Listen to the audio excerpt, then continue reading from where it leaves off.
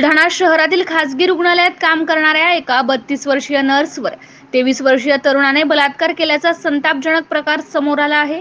या प्रकरणाची तक्रार पीडित नर्सने बुलढाणा शहर पोलीस ठाण्यात दिली असून पोलिसांनी 23 वर्षीय तरुणावर गुन्हा दाखल केला आहे।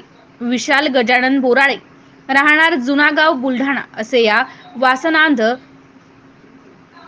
तरुणाचे नाव असून तो देखील एका खासगी रुग्णालयात ब्रदर म्हणून नोकरी करतो। पोलिसांनी दिलेल्या माहितीनुसार पीडित नर्स बुलढाणा शहरातीलच राहणारी आहे।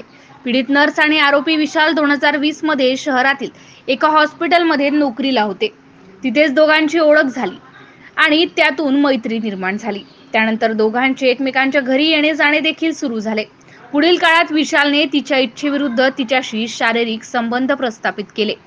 याचाच उपयोग करून विशाल तिला बदनामीची धमकी देऊ लागला। त्यामुळे पुन्हा वारंवार विशालने त्याची शारीरिक भूक भागवली।